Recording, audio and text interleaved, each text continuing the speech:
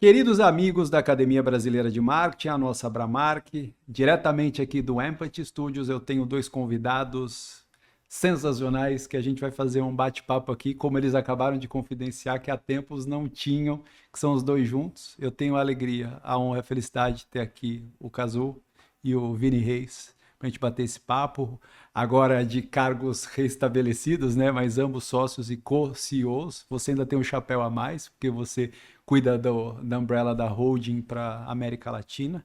Então, eu queria agradecer demais a presença de vocês aqui hoje. E aí já vou botar a primeira pergunta, aí vocês definem a ordem que vocês querem responder, mas eu vou pedir para cada um contar a trajetória profissional até vocês se encontrarem e se somarem, junto com o Marcão, que não está mais, para criar a Crispin aqui no Brasil. Bom, como o Cassu falou que eu preciso falar mais, então eu Começa vou. por você.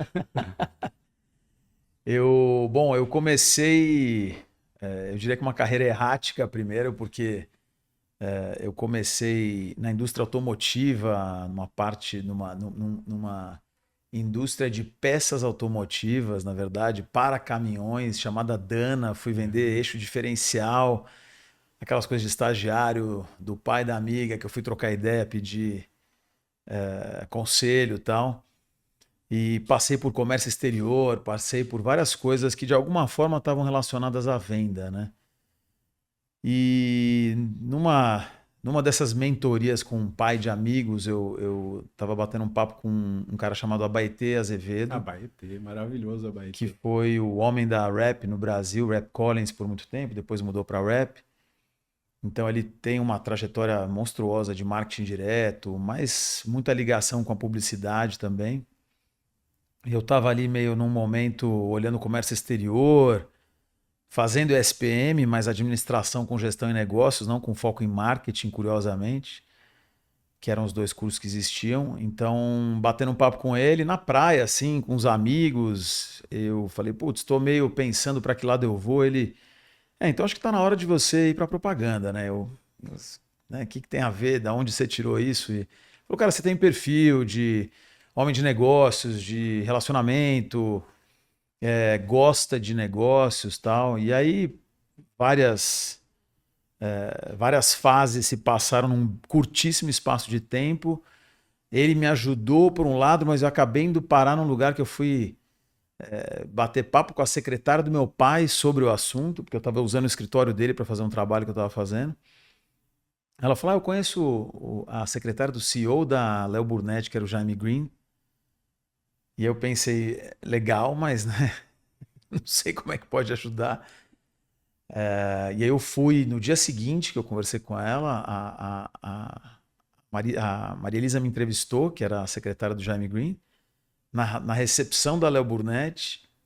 2 dias depois, a diretora de conta de Procter Gamble, que era a Karen von Igel, que infelizmente nos deixou há um tempo atrás, me ligou e falou: putz, queria te conhecer. E, e aí eu dei aquela travada, mas fui bater o papo com ela. 2 semanas depois eu estava na Léo Burnett começando como atendimento, contato do grupo de Procter e de Disney na época. E ali eu comecei a carreira do nada, caí de paraquedas. Já conhecia algumas pessoas bastante icônicas do mercado, né? Zé Henrique Borg, Renato Lois, o próprio Jaime Green, Mariângela Silvani, que era uma puta redatora incrível, que está aí ainda no ofício, mandando bem demais. E ali eu aprendi muito sobre o mercado, porque eu não conhecia o mercado, eu não conhecia nada, né? Então eu aterrisei. Dali eu fui para a Euro RSCG na época, atendi uma série de contas legais, trabalhei com a Fernanda Modena, até o Wilson, que trabalha com a gente na agência hoje, foi o primeiro emprego dele com a gente na Havas, na Euro RSCG.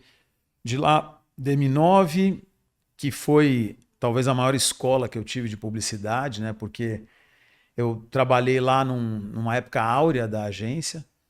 Eu fiquei 3 anos lá e foi muito bacana. Fui cuidar das contas internacionais que eram meio abandonadas na DM9, que ninguém dava bola nessa época. E a gente construiu um grupo super parrudo. Ele começou pequenininho quando eu cheguei. O time todo ali foi crescendo, virou um grupo importante dentro da DM9. E aí um cara da conta global de ExxonMobil, que era meu principal cliente na DM9, eu lidava muito com ele. E aí um dia ele foi no Guga Valente, que era o presidente da DM9 na época, e fez uma proposta para eu mudar para Miami atender a ExxonMobil na região da América Latina. Então eu saio de Léo, EuroRCG, DM9, aí eu vou para DDB de Miami, de lá eu vou para Lloyd de Nova York, fui atender Unilever durante 3 anos, atendi Sharp também, que era uma conta bem grande dos japoneses, fui muito para o Japão, então tive uma experiência global ali de Unilever, de Sharp e algumas marcas da Bembev, na época que não tinha, era Embev ainda, não tinha fundido com a Anheuser-Busch. E aí, ali eu fiquei 3 anos em Nova York e chegou a hora de voltar para o Brasil, né? Eu estava recém-casado, minha mulher filha única com aquela conexão com a família importante. E falou, bom, agora vamos voltar. E a gente combinou de voltar tendo um projeto que fosse relevante, não simplesmente voltar para o Brasil. E aí eu voltei e liderei a Euro RSG 4D, né, que era a Havas Digital, que era apartada na época. Aí eu volto para o Grupo ABC na África e fui cuidar de Itaú durante 2 anos. Passo pela UI durante 1 ano como sócio. E aí o Marcão e o Cassu me procuram para trocar ideia sobre a CPB. Contaram o projeto e aí eu falei que eu precisava pensar. Mas aí mais ou menos uns 12 minutos eu liguei do carro e falei, então, vocês, essa marca... Não temos cliente, uma grande irresponsabilidade, mas tem tudo para dar certo, né? E aí foi aí que eu mergulhei com eles nessa história em 2014. Na verdade, um pouquinho antes, né, quando a gente começa a construir tudo, em 2014, em fevereiro, a gente abre informalmente e aí em outubro a gente se torna uma empresa mesmo em 2014. Legal. E você, Casu? Cara, a minha história começa numa família de humanas, mas numa outra área. Minha mãe, divulgadora, trabalhando na parte cultural, foi assessora de imprensa do Roberto Carlos, do Ney Matogrosso, Barão Vermelho, um monte de gente. Viveu a vida inteira nesse meio, nesse universo, né? E me deu o que eu chamo de uma herança cultural e musical gigante. Meu pai, crítico musical, trabalhava na Folha de São Paulo quando conheceu minha mãe. Eles se mudam para o Rio, eu nasci no Rio, eu sou o único carioca dos 2 lados da família. Uma parte toda de Recife e uma parte de Itu. Então eu nasci no Rio ali, nesse lugar, né? E eu acho que era inevitável para mim o caminho de humanas. Eu faço comunicação social, na época a faculdade ainda era... Você fazia 2 anos em comum, todo mundo, depois você abria para jornalismo ou publicidade. E eu já era músico naquela época, estava tocando com banda e tal. Mas não, muito lá naquele sonho romântico de ser músico, né? Minha vida vai ser essa. E ao mesmo tempo tinha um dever familiar de, você tem que acabar essa faculdade aqui e vamos até o final. E apareceu um estágio que eu achava que era o encontro perfeito, assim, que era na Artplan. Que eu falei assim, aqui tem música e aqui tem publicidade, vamos entender. Mas eu não entendia nada do mercado, assim, acho que como o Vini falou, eu acho que a faculdade naquele momento ela era bastante distante da realidade do mercado. Você tinha uma teoria, mas a prática você sabia muito pouco. Eu fui descobrir o que era uma agência ali.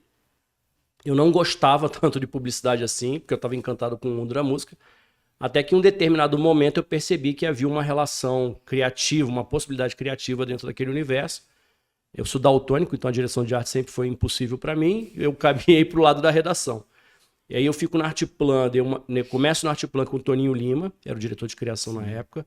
Depois eu dou a sorte de pegar também uma gestão do Chico Abreia, que faleceu recentemente, foi importantíssimo na minha carreira, com o Marcos Apóstolo, hoje na Binder. Eu fico 5 a 6 anos ali, mas já numa certa ânsia de ir para o mercado de São Paulo, né? Muito carioca, muito arraigado ao Rio, né? Mas eu queria ir para São Paulo. Aí surge uma oportunidade para atender uma conta da FNASCA, quando abriu a operação no Rio, no comecinho da operação do Rio, que durou um tempo, mas eu peguei a Telemar, antes de ser Oi. Né? O Fábio precisava de uma dupla de criação no Rio de Janeiro, então era uma dupla de criação mais um atendimento. Fico ali 1 ano.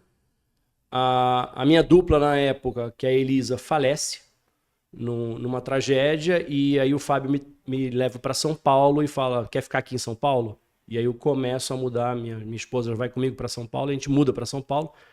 Eu fiquei 8 anos na FNASCA, né? Foi uma escola importantíssima na minha formação.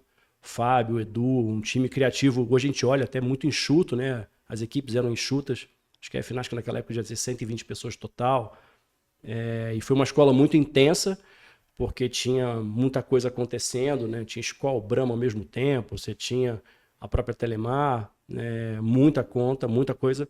O entendimento de mercado de São Paulo, que para mim foi mais um passo de aprendizado, porque eu saí de um mercado do Rio para São Paulo sem conhecer a cidade, então a cidade também tem me dá um tempo eu preciso me acostumar com a cidade durante um tempo para entender ela. Não sei se ela me entendeu, mas eu já entendi um bocado dela. Aí eu fico 8 anos, até uma hora que o Marcão me liga, o Marcão já na UMAP, falou, ó, tem uma vaga aqui, e eu começava a ouvir uma coisa no mercado que me incomodava muito, que era ele não sai da FNASCA. Eu falei, cara, eu não sou sócio, então como é que esse negócio não vai ser bom para mim em algum momento, né? E aí eu vou para lá, convite do Marcelo, né, e do Marcão, e fico 6 anos na UMAP, um período muito fértil também, até na parte de premiação, muito intenso também, porque tinha muito nome de rua e avenida dentro da criação. Uma equipe, eu vejo já o início da transição do Marcelo, pensando numa saída, né, que não falo nem aposentadoria, porque ele continua produzindo muito, mas numa saída da UMAP. E quando eu sinto aquilo ali também, naquele determinado momento, a gente começa a ansiar, fala, cara, será que não dá para... A gente recebe muita proposta para trabalhar no exterior, eu e o Marcão, e a gente decide não ir para nenhuma delas, e falou que se a gente fizesse o inverso, o Marcão vê uma palestra do Chuck Porter, e o Chuck Porter fala de um desejo de abrir uma agência no Brasil, mas que ele nunca tinha conseguido abrir, não tinha encontrado o parceiro certo, que nem entendeu os trâmites legais do Brasil, né? Ele falava, cara, demora muito para entender. E a gente começa uma conversa com ele que ela vai muito rápido, assim, sabe? Ela dá é um elástico muito estranho até, porque da conversa até a hora que a gente está com o Vini, que é um momento que ele fala assim, ok, sei lá, a gente falou o Marcão falou com o Chuck, e um mês depois o Chuck chama a gente para uma conversa e já pede um business plan. Só que pediu para as pessoas erradas, para uma dupla de criação. Então a gente chama o Vini, a gente brincava, falando assim, cara, Vini, vem para evitar que a gente seja preso logo no começo dessa operação. E isso anda muito rápido, né? E a gente abre a CPB, como o Vini reforçou, sem nenhum cliente.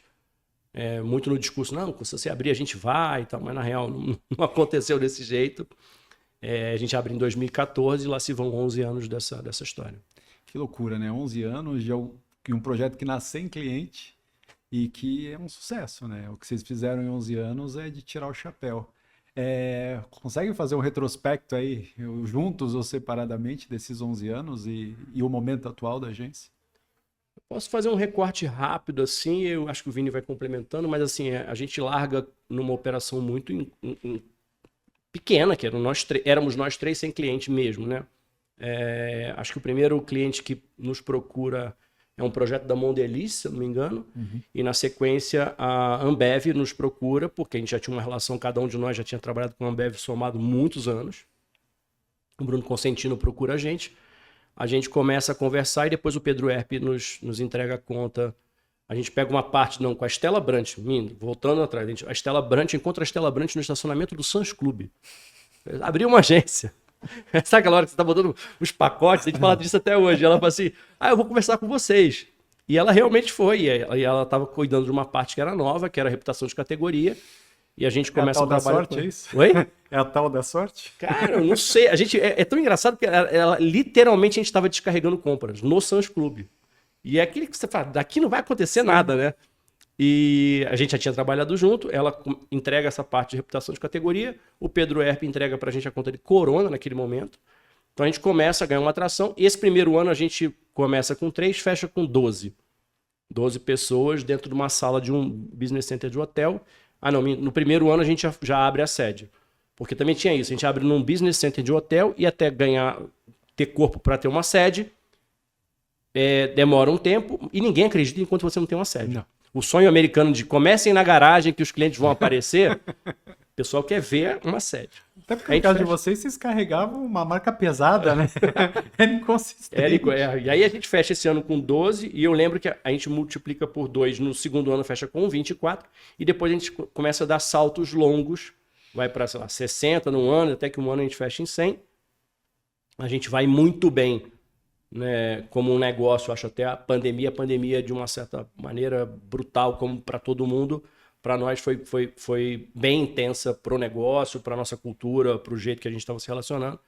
E a gente ganha tração novamente a partir do início de 2023, quando a gente refaz todo o modelo de negócio. Acho que o Vini pode falar melhor de como a gente começou a mudar também, porque acho que a gente largava de uma cultura que eu chamo de hoje, né, com o passar dos anos e a maturidade inocente.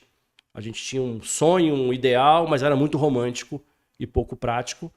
E acho que a pandemia, também, no mesmo jeito que não deu uma pancada, deu também um chacoalhão de falar, repensem como é que vocês vão seguir daqui para frente. Então, a gente começou a repensar e a gente chega agora, né, nesse ano, talvez no melhor ano da operação, consolidado com, sei lá, acho que eu nunca sei o número das pessoas, 190 pessoas. Perto das 200 pessoas. Né? Então, perto das 200, saindo de 3 para 200 nessa janela. E são 11 anos intensos, assim, né? De muita experiência, muito aprendizado, muita quebra de crença, que eu acho que é fundamental para a gente como empresário, a gente poder questionar as nossas próprias crenças ao longo da jornada, né? Porque às vezes você tem que ser sólido com aquilo, né?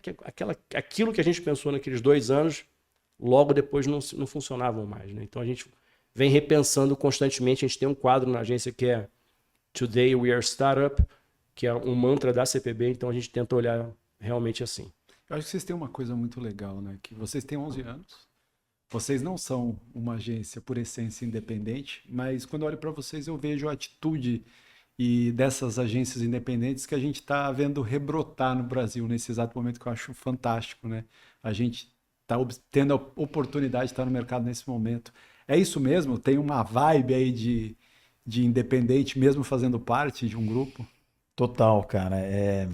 A gente, na verdade, faz parte de um grupo, e mesmo o grupo anteriormente, né, porque nós éramos o MDC, que era um grupo mais focado em criatividade, estratégia, mídia, e a gente se junta com o Stagwell, que é um grupo mais focado em PR, dados, pesquisa, inteligência artificial, transformação digital. Então, a gente... Nestes 2 mundos, né, no primeiro, que era o MDC, e no segundo, que é o novo Stagwell, que é a soma entre as 2 holdings, a gente viveu culturas, né, vive uma cultura nova também, que são de cabeça de empreendedores de operações independentes. E elas continuam sendo. Então, a gente tem o melhor dos 2 mundos. Sim, nós somos uma agência independente, porque... é um grupo de capital aberto, extremamente responsável, focado em números, focado em resultados, como toda a holding, né, que tem uma preocupação de que o todo gire da forma certa, mas ao mesmo tempo eles esperam da gente que a gente seja independente. Eles esperam que a operação seja autônoma localmente. O mesmo vale para a PROS, que a gente adquiriu no ano passado. O mesmo vale para a Unicepta, que é uma empresa de dados para comunicação focada em PR, né, de dashboards, de inteligência. O mesmo vale para a TrueLogic, que é uma agência que a gente tem muito focada em mão de obra de engenharia de programação e todas as questões relacionadas à transformação digital. Então, a CPB, a gente tem esse puta privilégio de tocar um negócio do nosso jeito. E quando houve aquela volta do Boguski durante 1 ano e meio, mais ou menos em 2018, ele falou num podcast, tá? Isso existe arquivado, gravado, que na época das 18 escritórios que existiam no mundo, nós éramos o único que seguia, o que tinha entendido e vivíamos a mesma cultura que eles criaram no começo da operação, na época do Boguski, né? Então, melhor dos 2 mundos, a gente fazendo de forma autônoma, mas com uma baita de uma infraestrutura, com recurso, com time, com tecnologia, que nos dá um suporte. Ninguém desce aqui para ver se está tudo certo, se a gente está fazendo certo ou está errado.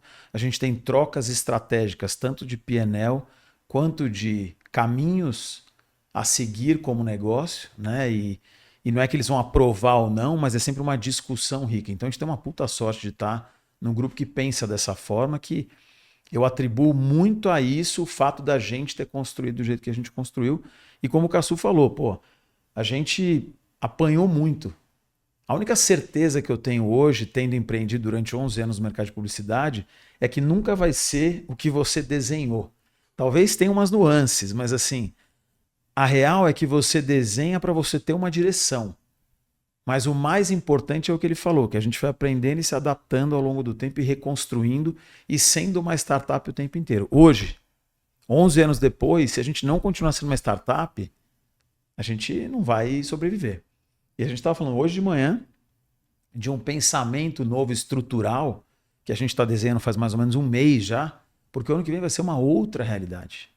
Ainda mais complexa, diferente e sei lá, talvez mais divertida ainda, mas a gente tem muito mais potencial no ano que vem por tudo que a gente construiu nesse ano e nos últimos 3 anos. E só complementando o que ele falou, né? Acho que tem uma virada para a gente da pandemia, que foi 20 e 21, foram anos excelentes para a gente, quando estava muito ruim no mercado. A gente teve uma concorrência de uma marca que para a gente foi um baque muito grande no ano de 2020, mas mesmo assim a gente sobreviveu, foi muito bem em 20, 21. Em 22 a gente começa uma barrigada importante, mas a gente imediatamente reagiu e começou a reestruturar, né? 22, 23 e 24 a gente começa a levantar a aeronave de novo e esse ano a gente está numa posição, não vou chamar de confortável, porque a gente nunca está confortável, mas numa posição mais estabelecida, mais consolidada, como ele falou, né? Então, é isso. Acho que um histórico de muitos altos e baixos naturais de um negócio, mas a gente tendo sobrevivido e agora a gente sente que a gente está mais pronto do que nunca para os próximos 10, 20 anos, né? Legal. Eu acabo tendo uma visão diferente do mercado, primeiro porque eu sou consultor, e segundo porque eu tenho um veículo de comunicação, né? Então, eu, diferente de vocês, eu recebo 300 releases por dia. E eu leio quase os 300 releases. Então, eu acabo tendo uma visão meio holística, né? E mantendo ainda o papo aqui do grupo, cara, a Pros é um golaço, né? Uma aquisição muito bacana essa. Então, acho que além de vocês terem essa vibe pujante, vocês estão se somando de empresas com essa característica, né? Eu acho Exato. muito legal isso.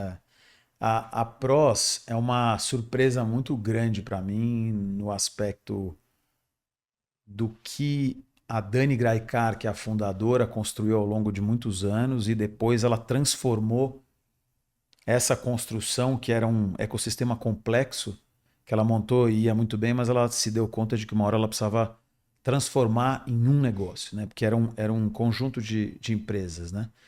E ela toma essa atitude num determinado momento e ela transforma isso na Pros, né? E a Pros, do jeito que ela é hoje, ela nasceu praticamente no mesmo ano que a gente, né? Ela fez 10 anos no ano passado, esse ano, sei lá. Mas muito coincidente, assim. Mas eu conheci a Dani no ano retrasado, foi em 2023, né? No ano passado a gente faz a aquisição, mas o processo de conhecer a Dani e também a Fernanda Chernobilski, que é a co-CEO dela, e todo o corpo, né, de liderança, os times, quem me apresenta para a Dani Graikar é o Alan Strozenberg, que é o sócio investidor, né, da Pros. E eu fui um dia buscar uma mala dos meus filhos, ficou no ônibus do acampamento, que o filho dele também estava, levou para casa. Tem muitos acasos nessa história, hein? Cara, aí eu vou na casa dele bater papo num domingo, na rua, ele traz a mala, a gente ficou batendo papo, preciso te apresentar a Dani e tal.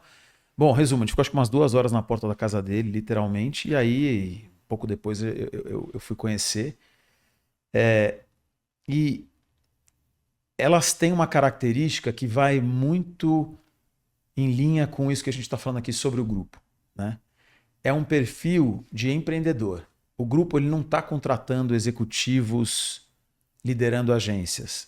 O grupo faz isso, porque tem uma hora que você transiciona fundadores, né? Por uma série de fatores, mas é um grupo que tem uma característica que assim, a grande maioria dos fundadores está nas operações até hoje, tendo feito earnouts ou não, né? Por quê? Não só pelo lado do Stagwell, de ter essa visão de trazer empreendedores, mas pelo lado dos empreendedores que falam, pô, eu estou num lugar onde eu me sinto parte dessa cultura, né? Que é rara.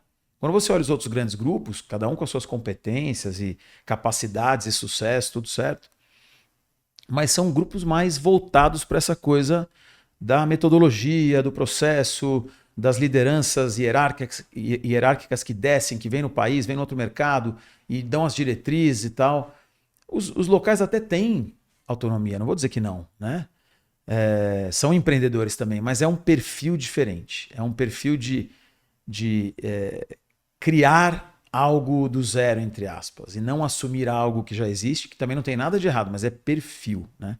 A Pros, quando a gente entendeu o que elas eram, que elas são uma agência de PR, mas elas estão num outro universo. Elas também são uma agência Elas também de são, mas assim, o PR tradicional, o release, que é absolutamente crucial para o mercado como um todo, tá ali. Muito, muito bem feito, com muito talento, mas tem muito mais além disso. E elas são muito capazes de entrar nos negócios das empresas e encontrar oportunidades e linhas de investimento que ninguém normalmente vai olhar, ou que no nosso mercado não são costumeiramente olhadas, né? Então, elas trazem um olhar de negócios e o uso de PR de uma forma muito mais contemporânea, né, e vem evoluindo também, através de estante, através de ativações, através de coisas que geram notícias, e elas estão lá para gerar notícia na paralela, levando o release. Então, elas têm vamos dizer, um controle do ecossistema e um tom atual de gerar essas conversas. E isso é carregado também para eventos que elas também fazem, né? Então, ativações de marca que nem tem tanto a ver com PR, mas são outras capacitações que estão no DNA também da Fiat Chernobyl, por exemplo, que vem desse mundo. Então, essa interação entre elas, né, da mente de negócios, de estratégia, de criatividade, o time que elas têm, puta, a primeira vez que eu troquei ideia, eu falei, desculpa o palavrão, fudeu, tem que fazer essa aquisição, né? Mas e tem sido uma baita surpresa, a gente tem trabalhado em vários projetos juntos, elas aportam muito de inteligência para a gente, vice-versa, então é um grande achado. Normalmente no meu dia a dia as assessorias elas são meio, elas não são fim, né? Eu sempre recebo delas coisas de clientes. No caso deles, não. Eu publico muita coisa deles também porque é muito bacana. Vamos voltar aqui na questão que vocês falaram, né? Que vocês são independentes, inclusive dentro de um grupo, né? E aí, vou fazer até o paralelo que a gente estava falando antes aqui, que normalmente o pessoal não quer o elefante na sala, né? Mas vocês fizeram questão de que ele continuasse. Eu acho que isso fala bastante de vocês. Caçu, fala um pouquinho dessa história que eu acho muito emblemática. Cara, a Crispin Porter Bogusky, né? Ela é uma agência fundamental na história da propaganda. Muita coisa que hoje o mercado fala e que mesmo Cannes criou categorias para, eles praticamente foram pioneiros, né? E muito por uma questão de eles eram pequenos frente às outras agências nos Estados Unidos, então eles precisavam ser mais criativos do que os outros. Então muita coisa que hoje a gente chama de PR stunt, né, ou mesmo os vídeos virais, né, se você pegar Subservient Chicken, eles criaram, né, várias peças e campanhas icônicas e que são fundamentais, pedras fundamentais para que isso, né, fosse continuado. Mesmo a estrutura de videocase, quando você pensa, eles eram muito bons nisso, né, e eu acho que esse é o legado deles. Mas tem um negócio para a gente que é a nossa conexão com o Chuck. Né? Quando a gente entra na operação, na verdade o Chuck escolhe a gente e o Chuck banca a gente dentro da MDC, o Alex já não estava mais na operação, ele já estava distante da operação, ele já tinha saído.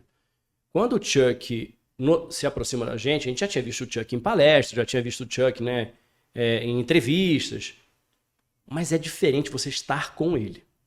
Quando a gente começou a negociar e a falar com ele, essas interações deram muito do que era a cultura da CPB pra gente.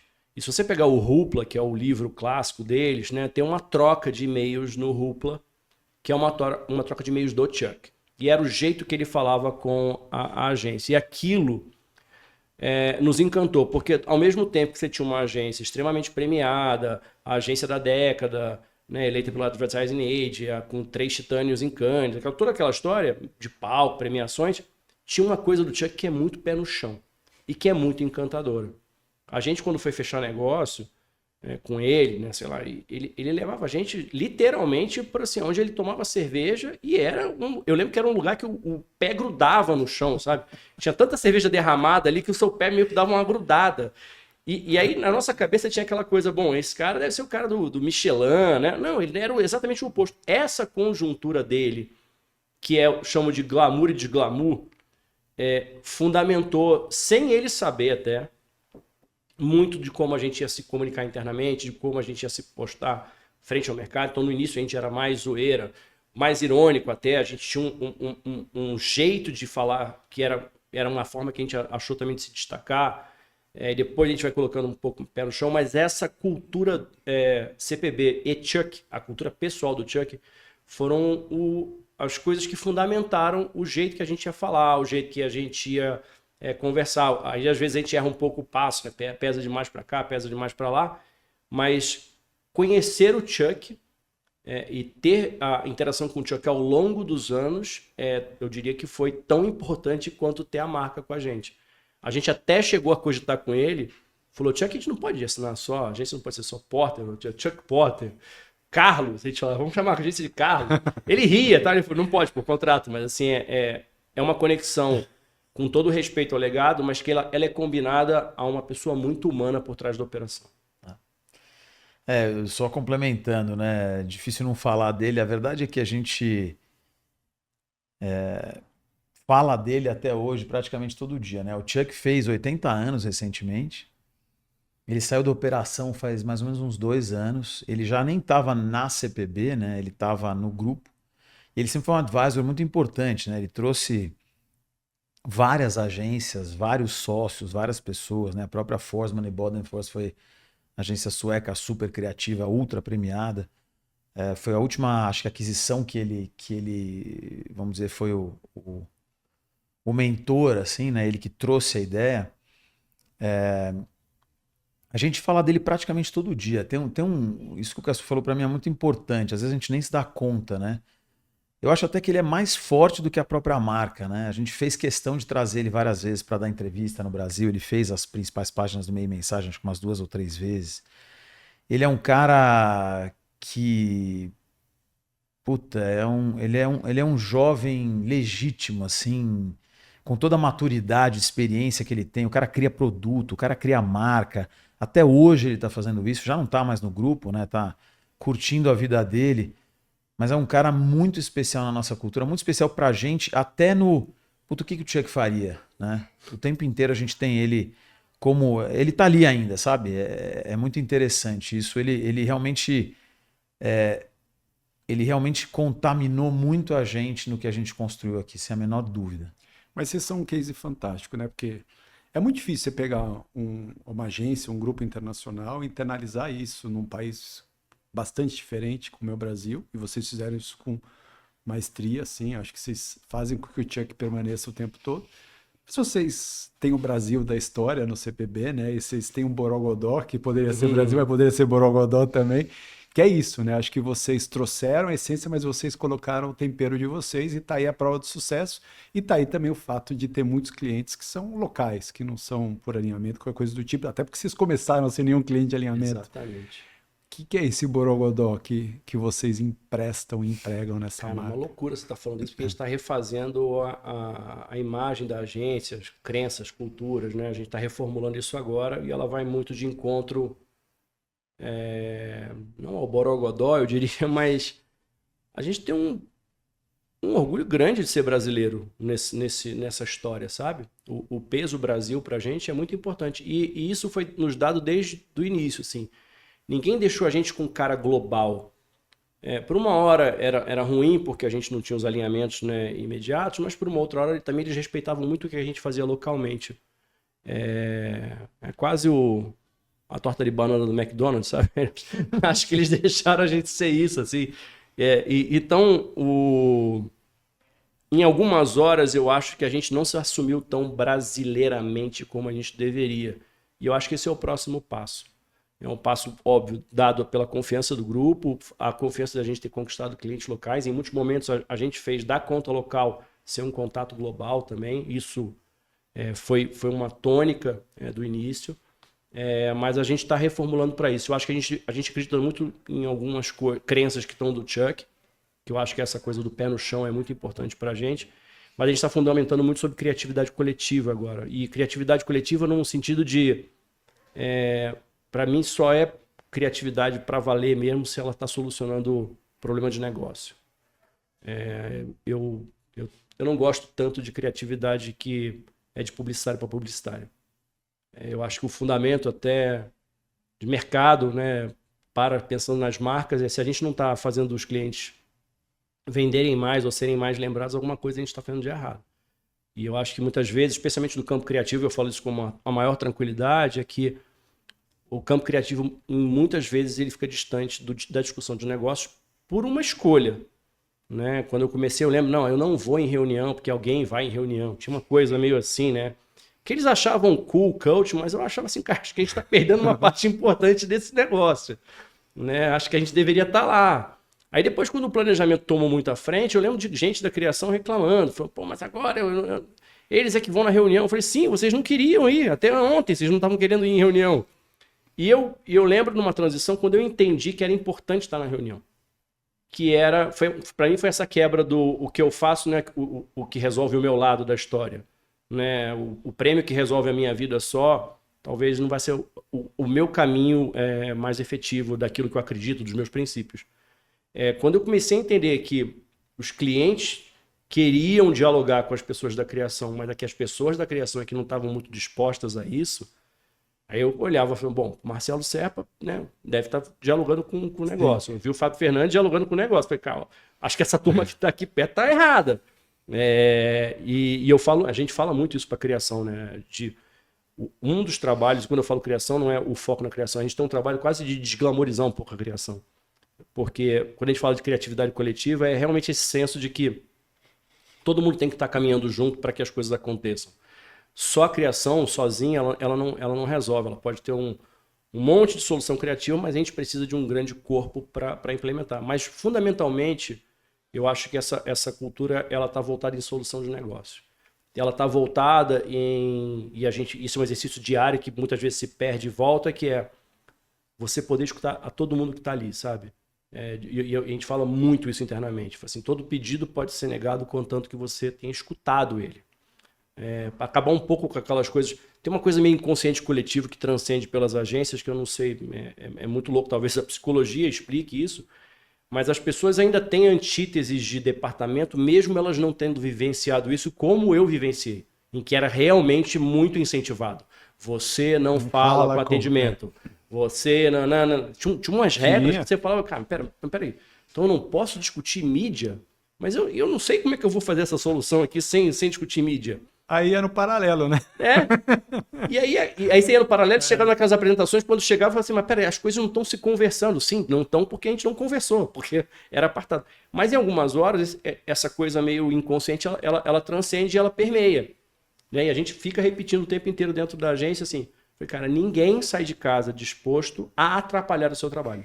As pessoas têm outras questões muito mais importantes na vida delas. Não, hoje eu vou sair e eu vou atrapalhar o trabalho daquela dupla ali. Eu escolhi aquela ali, vai ser que eu vou...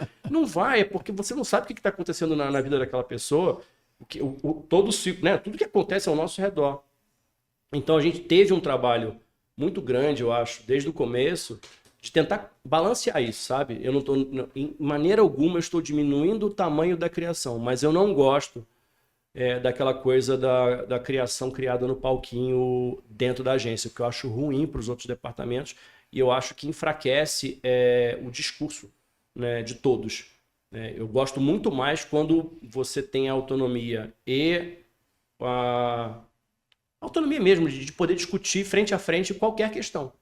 E a criação que não discute briefing, para mim, ela não pode reclamar do briefing, sabe? Então, para mim, se você não estava na hora do briefing, amiguinho, não vem. Tarde demais, né? Você tinha que estar ali, né? Então, acho que esses são os fundamentos que agora, né, fechando, até porque você puxou isso num grande acaso, também num grande inconsciente, a gente está buscando essa questão do Brasil para a gente, assim. o que é ser brasileiro nesse contexto dentro da CPB. Muito legal. Aproveitar, né? Então, vocês falaram de criação que gera resultado, de negócio. Vamos falar de alguns cases bacanas que marcaram esses 11 anos, né? Pode pegar algum mais lá de trás e alguns mais recentes. Vocês têm coisas muito bacanas, se puderem agregar, inclusive, essa visão, não de resultado numérico, mas de resultado, enfim, acho legal. Acho que tem um case emblemático que eu vou falar o primeiro, e acho que o Vini falou dos mais recentes. Acho que tem um case emblemático de um cliente que está com a gente há muito tempo, que é a McCain. Né? A McCain, ela era um B2B, né? Vendendo batata frita, maior, né? Quem mais vende batata frita no mundo. Começa com a gente numa operação muito enxuta nossa. Naquele momento, realmente, vamos juntos. O Luiz Periquito, Renata, Vicky, um time muito colado com a gente, entendendo o nosso momento e a gente entendendo o momento deles. E a gente cresceu juntos, né, ao longo. A gente viu um cliente abrir uma fábrica. Então, para mim, esse é um dos significados de parceria. Né? Em anos que não tinham... não, a gente não vai ter um investimento relativo em compra de mídia ou em publicidade, que outras soluções a gente pode trazer? A gente inventou um produto junto com eles. Né? E que esse produto se tornou um hit. Né, numa coisa muito básica, que era eles fazem a batata Smiles. Eu falei, se você tem um molde para fazer Smiles, você tem molde para fazer o que você quiser. E eles nunca tinham feito esses outros formatos. Então, acho que esse é um cliente que está com a gente até hoje e que eu acho que tem essa beleza da gente ter visto eles abrirem uma fábrica. E não que isso foi decorrente do nosso trabalho, mas tem uma beleza da gente ter crescido juntos também.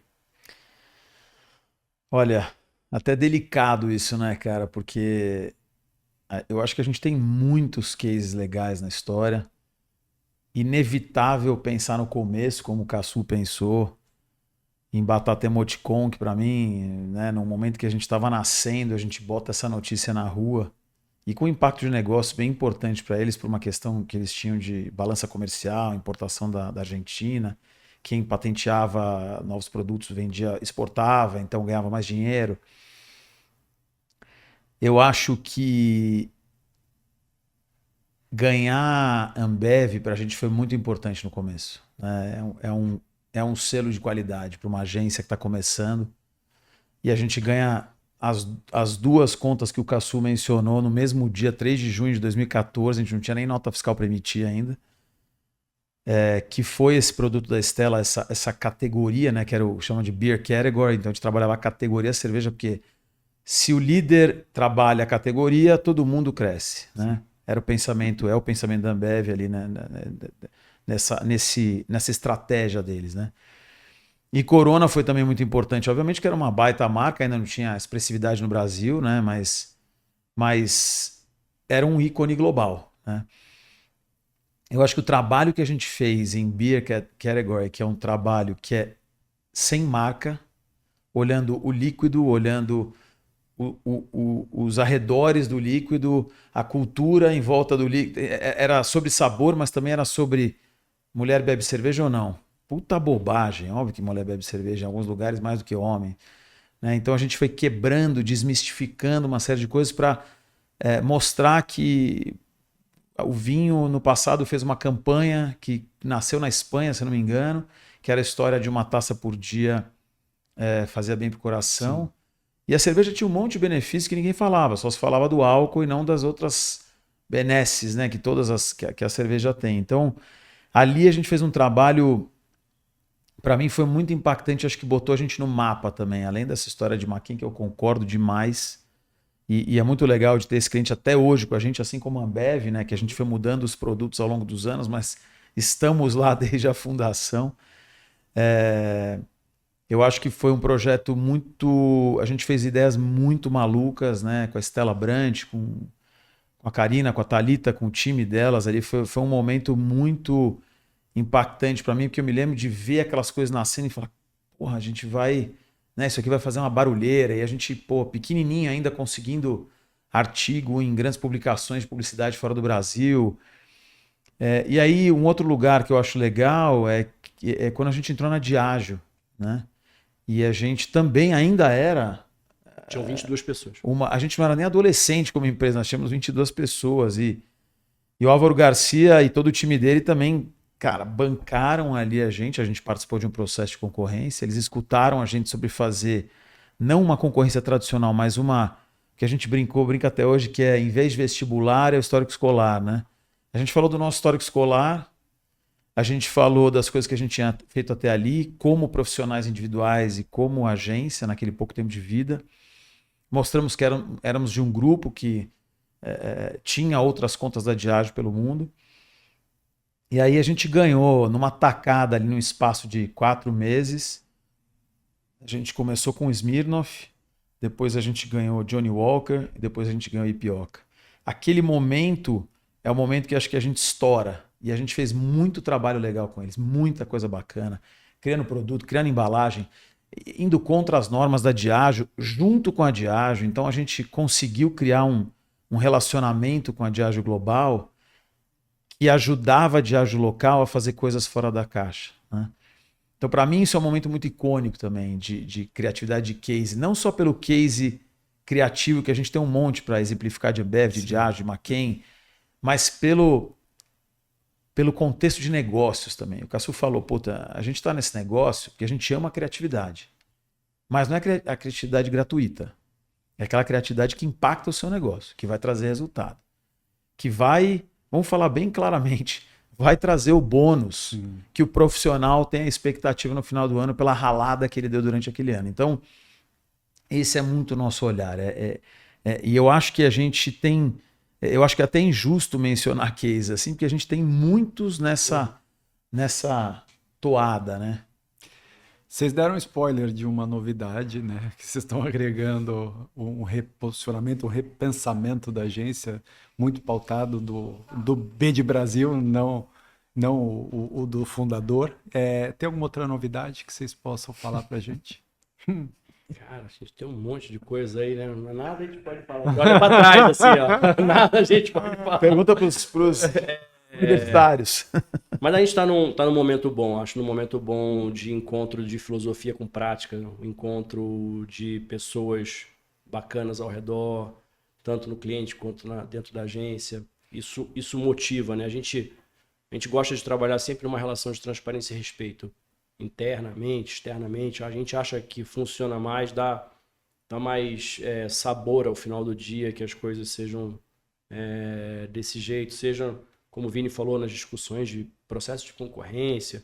Às vezes a gente até fala demais, mas é importante a gente ter um mínimo. Acho que o mercado discute pouco seus próprios problemas.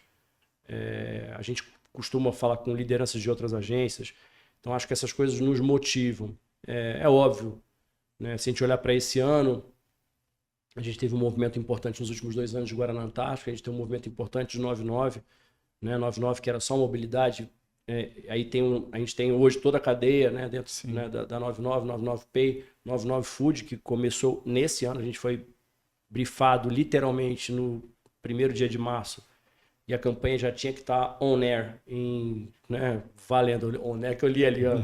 Fiquei com isso na cabeça, guardando todos os detalhes desse estúdio aqui. E aí a gente tinha que estar com a campanha já rodando em maio, e isso foi realmente um dos indicativos de como esse ano ia se comportar assim, para a gente, em que a velocidade de negócio tinha que acompanhar a velocidade das decisões também de marketing. E isso mudou, né, no mercado como um todo. Antigamente, sei lá, dependendo da conta que você tivesse, tinha um processo de 2 anos, né, eles eram longos. Vai entrar alguém aqui dos Estados Unidos, vai entrar uma pessoa do México, vai entrar uma pessoa da Europa, e aí aquilo não andava, né? Hoje em dia não dá mais isso, né? Hoje em dia a gente fala internamente, vocês estão tendo a oportunidade muitas vezes de viver um case de marketing de dentro. E ele é desse jeito. Depois, quando conta a história, parece que foi todo comportado, mas ele tem esses altos e baixos, ele tem esses ajustes, ele tem esses entendimentos.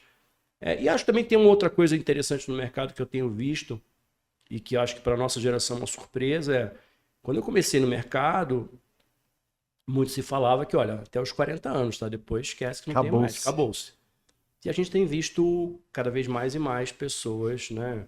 CMOs 45 mais, né? Pessoas de lideranças de agência, pessoas em altos cargos dentro de agência, em cargos mais. Eu acho que ainda está num desbalanço, eu acho que tem muita coisa para melhorar mesmo, mas já há uma mudança de um mercado. Quando eu entrei, não tinha mesmo, assim, as pessoas mais velhas dentro da agência tinham, hoje eu sei que tinham 40 anos, 38 anos de idade. Então é uma loucura diria, esse tesão no eterno jovem que o mercado tem, sabe? Acho que a gente precisa repensar isso ainda bastante. Com certeza. Caçu, Vini, cara, pessoalmente é muito mais legal que através dos releases. Uma honra conhecer vocês. Desejo todo o sucesso do mundo para os próximos 11 anos de vocês, que o Elefante permaneça muitos anos na sala e que a gente possa fazer mais papos como esse. A Márcia cobra pela vinda de vocês numa das nossas conversas aqui provocativas do mercado. Eu acho que a gente vai ter oportunidade ano que vem, com certeza, de fazer isso. Um prazer enorme conhecer vocês pessoalmente. Prazer pelo convite. É sempre bom a gente poder falar, porque quando a gente fala, a gente reflete, né? A gente não discute essas coisas cotidianamente. Muitas das suas perguntas são perguntas que a gente exige da gente uma reflexão e faz com que a gente consolide também os passos do que foi até aqui. Muito obrigado. Imagina. Muito obrigado, Fabião. Prazer te conhecer também. E você, muito sucesso também no grupo. Obrigado. Legal. Essa encrenca é minha, mas o Caçu está comigo o tempo inteiro também. Então, é um bom desafio para a gente. Obrigado. Sensacional. E é isso, queridos amigos. Semana que vem a gente vai estar aqui de volta com mais pessoas incríveis que nem o Caçu e o Vini Reis.